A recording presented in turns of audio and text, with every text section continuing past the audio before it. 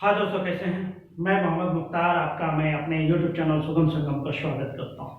आइए दोस्तों, आज हम इस वीडियो में मानसून की वापसी यानी निवर्तन पे हम विस्तार से बात करने वाले हैं। पिछला वीडियो चूंकि ज़्यादा बड़ा हो गया था, लेकिन मैंने उस वीडियो में दोस्तों भारतीय मानसून या दक्षिण पश्चिम मानसून का विस्तार से वर्णन किया। यानी एक ही वीडियो में आप भारतीय मानसून के बारे में विस्तार से पढ़ सकते हैं। अगर आपने वीडियो नहीं देखा है तो प्लेलिस्ट में है, आप देख लीजिएगा। आई होप कि आपको बहुत पसंद आएगा। परीक्षा के दृष्टिकोण से और जानकारी के दृष्टिकोण से आपको बहुत लाभप्रद साबित होगा। तो प्लेलिस्ट में है, प्लीज देखिए। पसंद आता है तो उसको लाइक कीजिए, कमेंट कीजिए और दोस्तों में उसे शेयर कीजिए। आज हम उसी का दूसरा पार्ट यानी भारतीय मानसून या मानसून की वापसी पे हम बात करने वाले हैं। ठीक है दोस्तों, तो आप वीडियो में लास्ट तक बने रहिए, एंजॉय करते हुए आगे बढ़ना है। ठीक है दोस्तों, एंजॉय करते हुए देखना और हम कोशिश करते हैं कि आपको सब कुछ लाइव जैसा अनुभव कराएं, जैसा आप क्लास में पढ़ते हैं तो वैसा ही आपको फीलिंग आनी चाहिए। और अगर आप कोई भी चीज एंजॉय करके पढ़ते हैं तो वो लंबे समय तक याद रहता है। मस्तिष्क पर बोझ नहीं रखना है। ठीक है दोस्तों, ये भारतीय मानसून या मानसून का निवर्तन, इस पे हम बात करते हैं। तो बिना समय गंवाए आइए स्टार्ट करते हैं। तो इससे दोस्तों पहला प्रश्न ये उठता है कि मानसून का निवर्तन है क्या, या मानसून की जो ये वापसी है इसको हम कहते क्या है, क्यों कहते हैं। तो ये जान लीजिए कि मानसून के पीछे हटने या लौटने को मानसून का निवर्तन या मानसून की वापसी कहते हैं। यहां तक कोई दिक्कत नहीं, ये बन गया।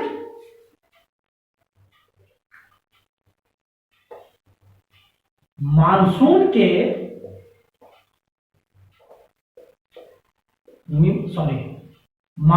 के पीछे हटने या लौटने को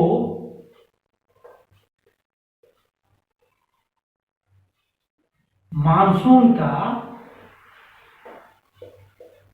निवर्तन या वापसी कहा जाता है। यहां तक कोई दिक्कत नहीं होना चाहिए। तो पहले जो इस टॉपिक पे हम बात कर रहे हैं उसके अर्थ को समझना जरूरी है, तभी आप इनको पढ़ पाएंगे। अब अर्थ क्लियर हो गया, इसके द्वारा हम मानसून के वापस होने की जानकारी प्राप्त करते हैं। यहां तक कोई दिक्कत नहीं। अब चूंकि होता है कि वापस कैसे होता है, इससे भी कई सारे प्रश्न बनते हैं, उसको हम कवर करने वाले हैं। तो दोस्तों जानिए, थोड़ा सा पिछले वीडियो में जाइए कि मानसून जो भारत में आया है उसमें बहुत बड़ा रोल होता है ITCZ का। ITCZ का ये हम पिछले वीडियो में कवर कर चुके हैं। ITCZ जब विषुवत रेखा के उत्तर चला जाता है, और शिवालिक को पार कर जाता है, तो भारत में जो है कि सिंधु और गंगा के मैदान में, सिंधु और गंगा वाला जो इलाका है वहां पे वृहत निम्न दाब का निर्माण हुआ था, तभी मानसून भारत में आया था। और ये चीजें कब तक चलता है, अगस्त के लास्ट तक, और सितंबर के जब प्रारंभ होता है उसमें ये चीजें बदलनी शुरू हो जाती है।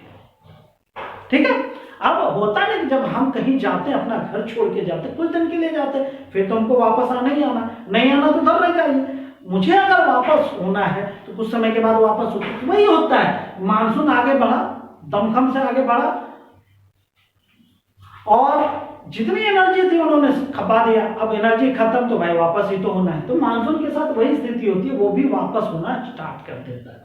अब देखिए तो होता क्या है, यहां पर जो निम्न दाब है, निम्न दाब मानसून के आगमन में क्या था कि निम्न दाब की वजह से उच्च दाब से निम्न दाब की ओर जो है कि हवाएं आ रही है।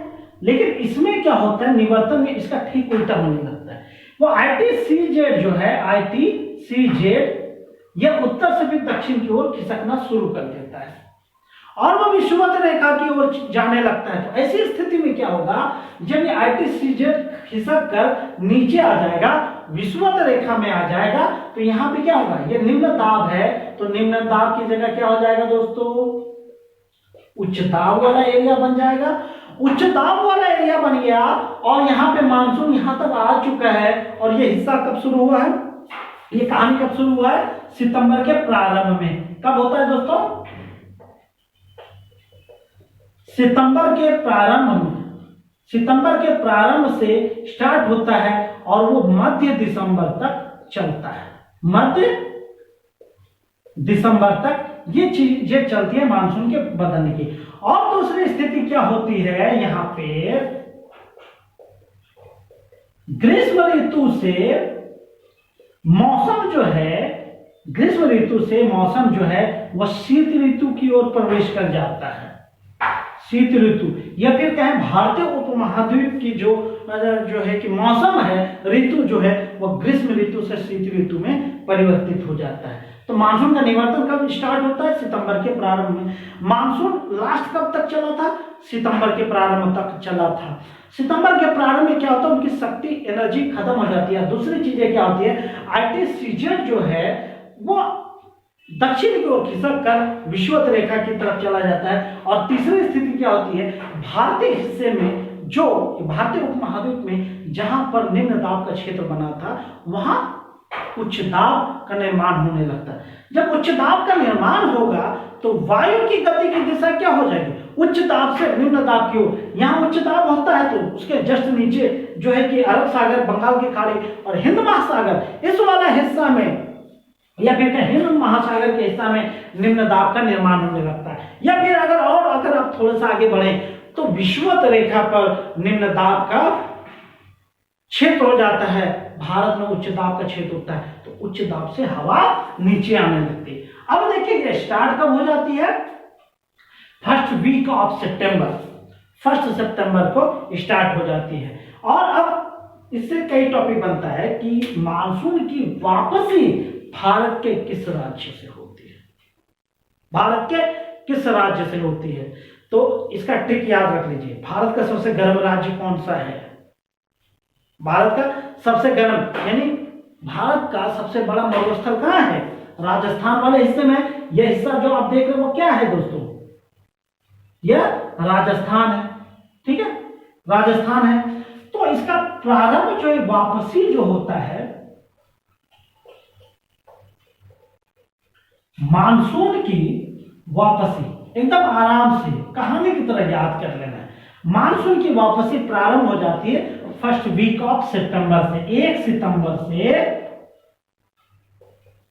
1 सितंबर से यह लौटना प्रारंभ कर देता। और कहां से? राजस्थान से। जब दक्षिण पश्चिम मानसून आया था तो भारत में सबसे लास्ट कहां पे था? पंजाब और हरियाणा वाले हिस्से में था। और लास्ट में सबसे ज्यादा वर्षा कहां हो रहा था? धर्मशाला में। पिछले वीडियो में हमने बताया था, धर्मशाला में। और सबसे लास्ट में जो है कि 15 जून के बाद ये यहां से कच्छ की रण से प्रवेश करती है और पश्चिमी राजस्थान में वर्षा कराते हुए आगे बढ़ती है। ये चीजें तो आपने देखा था पिछले वीडियो में। तो यहाँ वाले हिस्से में यहीं से फिर वो वापस होने लगता है फर्स्ट वीक ऑफ सितंबर से राजस्थान। और उनके लौटने की दर होती है, राजस्थान के बाद थोड़ा हिस्सा गुजरात का भी लेता है। ठीक है ना, कुछ हिस्सा गुजरात का भी होता है। याद रखिए, क्रम से बढ़ रहा है। राजस्थान पहले, उसके बाद गुजरात, उसके बाद आ जाती है गंगा का मैदान। क्या आ जाता है दोस्तों? गंगा का मैदान। ठीक है, गंगा का मैदान। जब गंगा का मैदान याद रख लीजिए, ये वाला हिस्सा गंगा का मैदान है। यही तो है गंगा का मैदान। राजस्थान, थोड़े से गुजरात लिया, उसके बाद गंगा का मैदान आ गया। गंगा के मैदान में कई राज्य, यहाँ पे आपको माइंड में सेट कर देना है गंगा के मैदान में कौन कौन से राज्य। अगर आपने भारत का मानचित्र, मैं हर बार कहता हूं कि अगर भारत का मानचित्र अच्छी तरह याद हो जाए तो 10% प्रश्न ऐसे सोल्व हो जाएगा। गंगा के मैदान में कौन सा राज्य है? अगर मैं इशारे से बताता हूं, इधर पंजाब है, पंजाब के बाद हरियाणा, हरियाणा में थोड़ा सा फिर जो है यूपी से सटा हुआ दिल्ली, दिल्ली के बाद कौन सा आ जाता है? यूपी, यूपी के बाद कौन सा आ जाता है? बिहार, झारखंड, पश्चिम बंगाल। ये तो है। पश्चिम बंगाल के बाद बांग्लादेश, फिर आ जाती है बंगाल की खाड़ी में। तो जिधर से वो जाती है, बंगाल की खाड़ी की शाखा जिधर से वो जाती है, भारत में प्रवेश करती है, ठीक वही दिशा अपनाती है। क्योंकि यहां तो 2 दिशा में बढ़ गया था, इसीलिए वो अरब सागर की तरफ से और बंगाल की खाड़ी की तरफ से गया था। यहां से वो बदलने वाला नहीं है, वो अपना पहला रास्ता, जो मुख्य रास्ता है उसको चुनता है। और इसी तरह के गंगा के राजस्थान, गुजरात, गंगा का मैदान यानी यूपी, बिहार, झारखंड, पश्चिम बंगाल से होते हुए वो यहाँ पर बंगाल के खाड़ी में प्रवेश कर जाता है। यहाँ तक कोई दिक्कत नहीं। और ये वाला हिस्सा हो जाता है दोस्तों नवंबर वाला हिस्सा, सितंबर से चला नवंबर तक यहाँ पहुंचा। तो इस वजह से इसको लौटते मानसून से यहाँ पे वर्षा होती है। अभी तक हम किसकी बात कर रहे हैं? लौटते मानसून से यहाँ पे वर्षा होती है। बिहार भी प्राप्त करता है लौटते मानसून से बारिश को थोड़ा। अब और थोड़ा सा पीछे चलिए, चूंकि राजस्थान से यह मानसून वापस होना शुरू हुआ है, राजस्थान में नदी तो है नहीं, पानी तो है नहीं, तो इस वजह से क्या होता है कि वहां की हवा गर्म हो जाती है। क्योंकि राजस्थान गर्म एरिया, गर्म होने की वजह से अपने निकट आने वाली हवा को वो गर्म कर देता है। इस वजह से क्या होता है, वो गर्म हवा, ये हवा जब चल रही होती है वो कैसी हवा होती है? गर्म हवा होती है। गर्म हवा जब अपने साथ चलती है, चूंकि सतह में, भूमि में तो नमी होता है। अभी 1 महीना पहले तो बारिश हुई थी, तो भाई नमी तो पूरी तरह सूखा नहीं है, ग्रीष्म ऋतु का समय भी है, अब शीत ऋतु की ओर हम आ रहे हैं, ठीक है।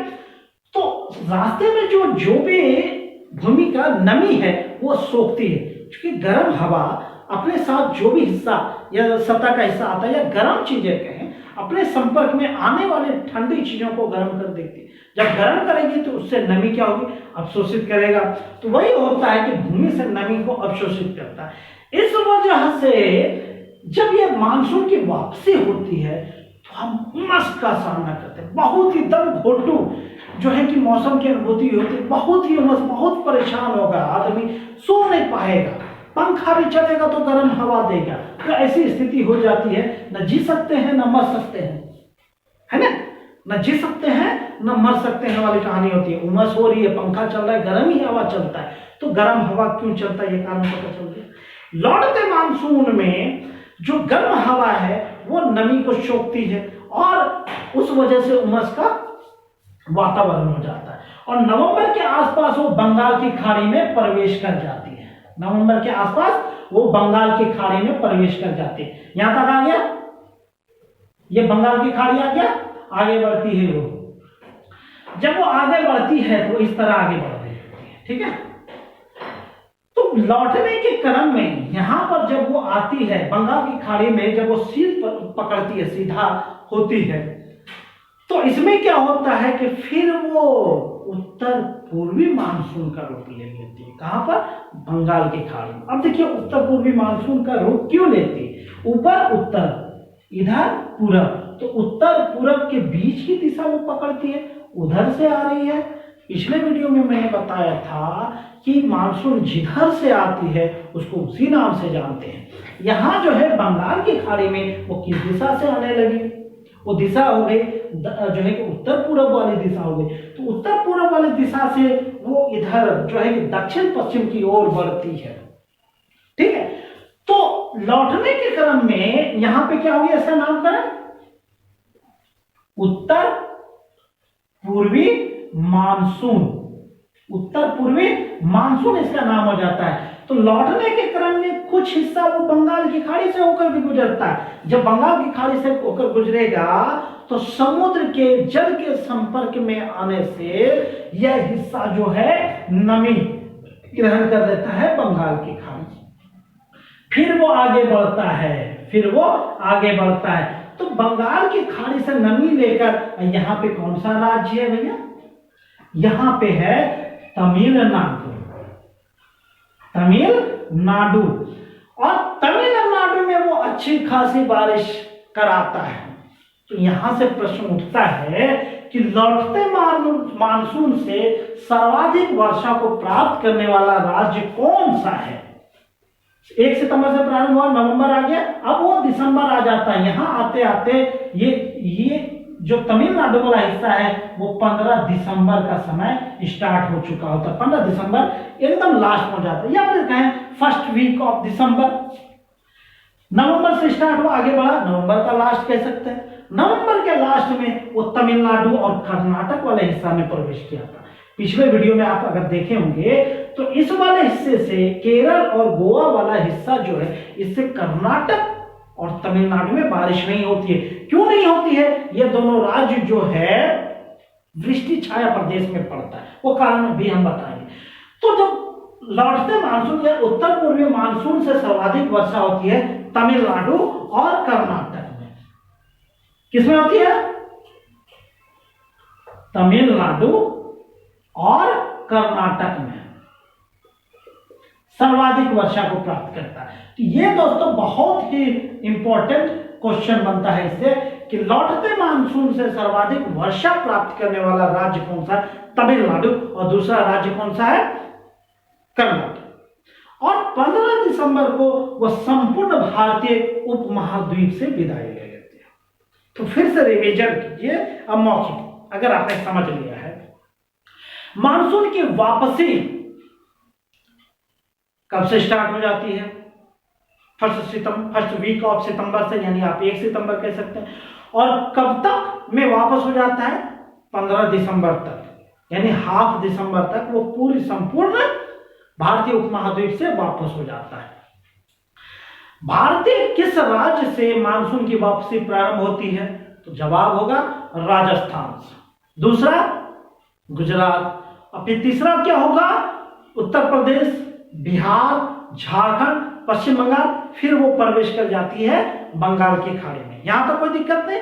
और जब वो बंगाल की खाड़ी में प्रवेश कर रही होती है, वो कौन सा महीना होता है? नवंबर का महीना होता है। बंगाल की खाड़ी में आने के बाद जो हिस्सा बंगाल की खाड़ी में आता है वो समुद्र से नमी को ग्रहण कर लेती है और वो जाकर सबसे ज्यादा बारिश करा देती है कर्नाटक और तमिलनाडु में। तो सर्वाधिक वर्षा अगर पूछे कहां होती है तो तमिलनाडु में सर्वाधिक वर्षा होती है। और उसके बाद भारतीय उपमहाद्वीप से जो कि मानसून की विदाई कब हो जाती है?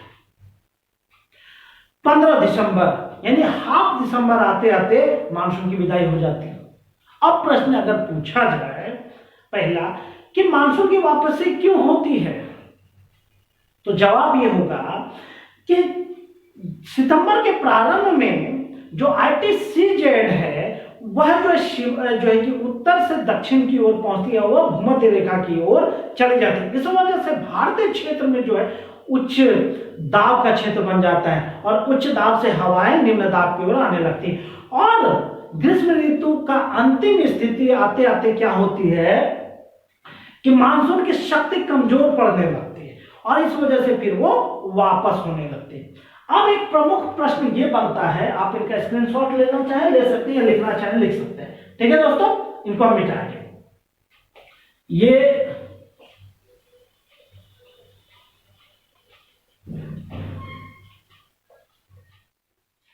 अब प्रश्न ये बनता है, जो इस पूरे राज्य में एक महत्वपूर्ण रोल निभाया वो है तमिलनाडु। तमिलनाडु प्रश्न पूछेगा कि दक्षिण पश्चिम मानसून से तमिलनाडु में वर्षा क्यों नहीं होती है? तो इसका तमिलनाडु में वर्षा किससे? दक्षिण पश्चिम मानसून से। दक्षिण पश्चिम मानसून से क्यों नहीं होती है? तो इसका जवाब के लिए अब दो मतलब तरह के टॉपिक बता सकते हैं। ये दो प्रमुख कारण है तमिलनाडु में वर्षा नहीं होने का दक्षिण पश्चिम मानसून से। पहला तो यह वृष्टि छाया क्षेत्र में पड़ता है। पहला वृष्टि छाया क्षेत्र में पड़ता है क्योंकि सबसे ज्यादा वर्षा तो मतलब पूरी वर्षा हो जाती है जो है कि पश्चिमी घाट के जो है कि पवनाभिमुख ढाल पर। और कर्नाटक और तमिलनाडु वाला राज्य जो है वो वृष्टि छाया क्षेत्र में पड़ता है, इसलिए वहां वर्षा नहीं होती है। तो दूसरा आप कह सकते हैं ठीक है, यहाँ इससे अरब सागर की शाखा से वर्षा नहीं हुई, बंगाल की खाड़ी की शाखा से तो हो ही सकती है क्योंकि पहली स्थिति में बंगाल की खाड़ी से ही होके गुजरती है दक्षिण पश्चिम मानसून। तो इसका जवाब ये है कि बंगाल की खाड़ी की शाखा के समानांतर, मतलब ये चीजें समझिए, ये जो आ रही है ना वो बारिश, इसको दूसरा पेन से करना होगा। ये जो इस तरह आ रही है वो इसके समानांतर ही होकर चलती है। तो ये तमिलनाडु वाला ऐसा हो गया, इसके समांतर बढ़ गई आगे, इसलिए यहाँ पे बारिश नहीं होती। तो आप देख रहे हैं कि अरब सागर की शाखा से तो नहीं होगी, बंगाल की खाड़ी की शाखा से भी नहीं होती है। तो दूसरा प्रश्न ये कह सकते हैं कि लौटते मानसून से यहाँ वर्षा क्यों होती है? तो इसका जवाब ये है कि लौटते मानसून के क्रम में उत्तर पूर्वी मानसून जो है बंगाल की खाड़ी की शाखा से या बंगाल की खाड़ी से कुछ जल ग्रहण कर लेती है और इस वजह से जो है वो तमिलनाडु में और कर्नाटक में आकर वर्षा करती है। तो इस तरह दोस्तों लौटते मानसून या फिर उत्तर पूर्वी मानसून से संबंधित ये सारे टॉपिक थे। ये मेरे हिसाब से प्री और मेन दोनों के लिए कारगर साबित होगा। इसी उम्मीद के साथ दोस्तों कि आपको पढ़ाई पसंद आ रही है और हम एक एक करके एक एक टॉपिक पर हम धीरे धीरे आगे बढ़ रहे हैं। तो इसी उम्मीद के साथ आपकी पढ़ाई जारी रहे, आप अपने पढ़ाई में आगे बढ़ते रहें, आपको किसी का सहारा न लेना पड़े, आप जो है कि अपने बलबूते। मेरा तो सोच है कि पैसे वाले तो बड़े बड़े कोचिंग में पढ़ लेंगे, जिसे पैसा नहीं है, गरीबी मैंने भी देखी है दोस्तों, तो उस गरीबी की वजह से किसी की पढ़ाई न रुके, ये मेरी मुहिम है। ठीक है, हर गरीब व्यक्ति भी अपने बलबूते, अपने मनमाफिक अपने सपनों को पूरा कर सके। ठीक है, इसी उम्मीद के साथ थैंक यू, जय हिंद, जय भारत।